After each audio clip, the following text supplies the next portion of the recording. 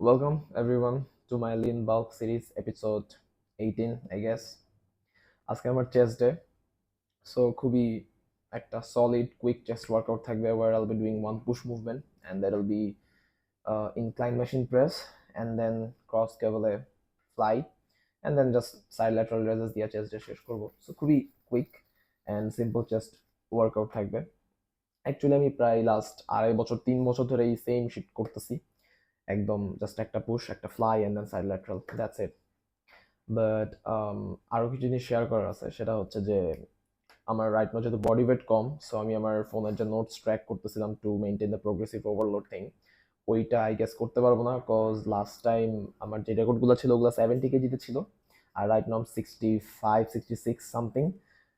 That is why ওগুলা ভুলেও maintain করা যাবে না। But yeah, I'll try to push myself as hard as possible. But একটা জিনিস কি, যেমন রাইট নাও আমার অলমোস্ট দিনে 10 ঘন্টার মতো ঘুম যেতেছে। কেন যেতেছে? Just because last 9 to 10 months I was like, my life was very hectic and right now একটু একদিকে প্রেশারটা একটু কমছে। কিভাবে?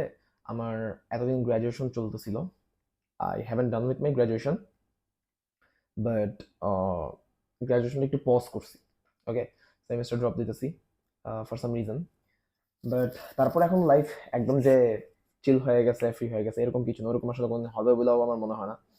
আম, আগে যেটা হইতো যে I use to wake up at 6 AM and then বাসায় আসা হইতো রাত 12টার সময়, ঘুমানো হতো 1টার সময় 1:30টার সময়, দেন নেক্সট দিন আবার 6টার সময় উঠতে হইতো। So approx 5 hours of sleep হইতো each and every. So that is why I guess আমার বডি এখন অনেক বেশি ঘুমের ডিমান্ড করতেছে, যেটাও আমি এই উইকই লাস্ট, এটার পর থেকে আর হয়তো এত ঘুমানো হবে না। কজ এখন আমার স্কেজুল মোটামুটি এরকম থাকবে that I need to learn German language মোটামুটি seriously, and beside of that আগের রুটিনে যা যা ছিল, অ্যাজ ইন আমার অনলাইন ক্লায়েন্টস হ্যান্ডেল করা, আমার জিমের ক্লায়েন্টস হ্যান্ডেল করা, আমার 24/7 আরও কিছু এক্সট্রা কাজ থাকে, বাসার কাজ হোক বা আরও আদার্স কিছু কাজ, কিছু প্ল্যানিং, কিছু প্রজেক্টস নিয়ে কাজ করা, সব কিছু মিলা দিন খুবই হেক্টিকই যাবে। সো দ্যাট ইজ ওয়াই আসলে long content each and everyday publish করাটা it's quite difficult. But yeah, I will do it, because দিন শেষে ওই রিলস বানানো বা এগুলার থেকে না, আমার কাছে পার্সোনালি হচ্ছে লং কন্টেন্ট বানানোটা is more fun to do. So that is Y long content যত পারবো পাবলিশ করে যাবো। অ্যান্ড আরেকটা জিনিস অনেকে খেয়াল করতে পারেন যে আমার লং কন্টেন্টগুলা একটু স্যাম সুলাক টাইপের, যে ভিডিওর আগে একটু কথা বলি, দেন মাঝখানে জাস্ট ওয়ার্কআউট সেশন, তেমন কোনো একটা কথাবার্তা নাই। আবার মাঝে মধ্যে থাকতে পারে, আর জাস্ট ভিডিও শেষ হইতেছে বা ওয়ার্কআউট সেশন শেষ হইতেছে, ওই মোমেন্টে আবার একটু কথাবার্তা।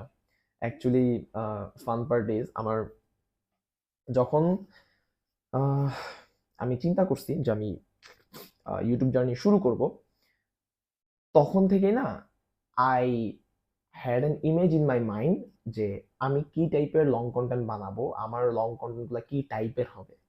So I use to watch two guys, okay, খুব বেশি পরিমাণে আমি এই দুজনকেই দেখতাম।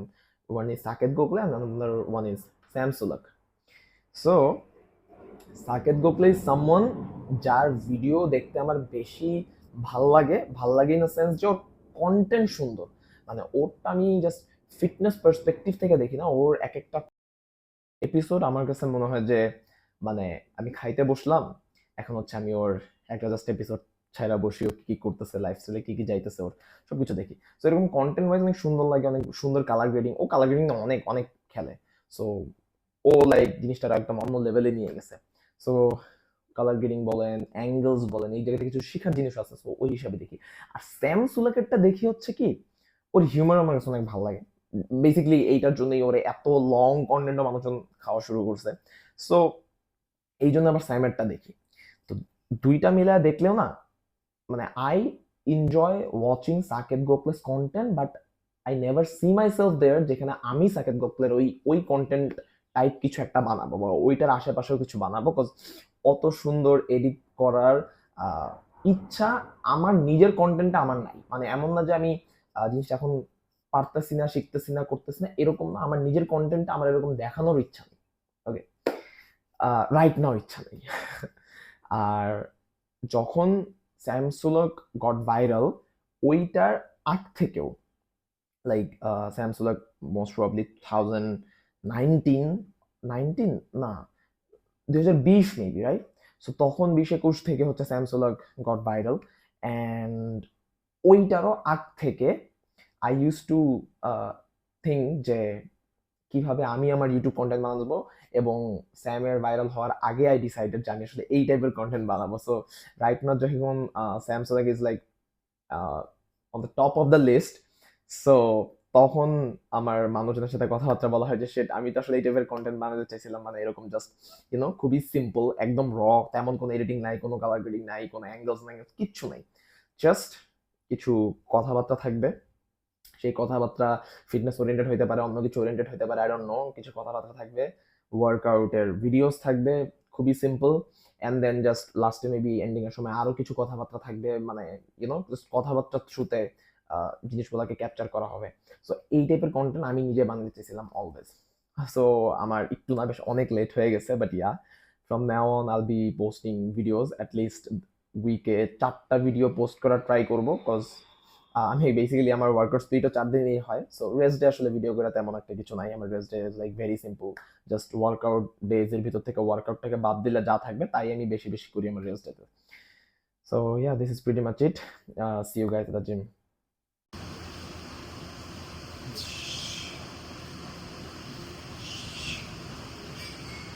Hi, the camera is getting the camera.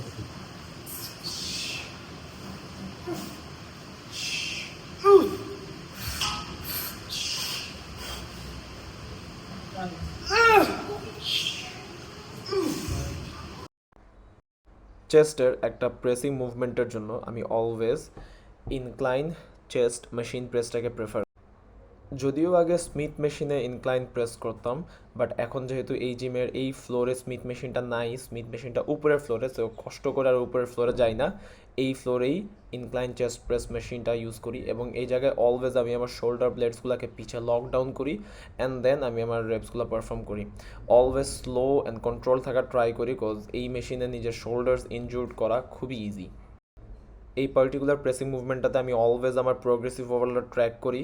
কিভাবে? আমার ফোনের নোটস দেখে দেখে, ওই জায়গায় আমার আগের দিনের সেশন অবশ্যই ট্র্যাক করা ছিল, সো ওইভাবেই আমি দেখে হচ্ছে আমার প্রোগ্রেসিভ ওভারলোডটা মেনটেন করছি, কজ ক্রস কেবল বা এই টাইপের কিছুতে আসলে প্রোগ্রেসিভ ওভারলোডটা মেনটেন করা অতটা ইম্পর্ট্যান্ট মনে হয় না। ক্রস কেবলও আমার কাছে প্রোগ্রেসিভ ওভারলোডটা মেনটেন করা থেকে আমার কাছে আরও বেশি ইম্পর্ট্যান্ট লাগে মাসেলের ভালো স্ট্রেচ এবং স্কুইজ করা। এটা অন্যান্য সকল ওয়ার্কআউটও ইম্পর্ট্যান্ট হইলেও অন্যান্য প্রতিটা ওয়ার্কআউটে যেমন আমি আমার নোট দেখে দেখে একদম প্রোগ্রেসিভ ওভারলোডটা ইচ অ্যান্ড এভরি সেশনে মেনটেন করার ট্রাই করি, ক্রস কেবল এই জিনিসটা করি না, cause it takes a lot of time, as in cross cable, তারপর সাইড ল্যাটারাল রেজেস, রিভার্স পেক ডেকের ফ্লাই, এই টাইপের কিছু এক্সারসাইজে আমি বেশি মেনটেন করি হচ্ছে স্ট্রেচ এবং কন্ট্রাকশনে রাদার দেন আমার প্রোগ্রেসিভ ওভারলোড।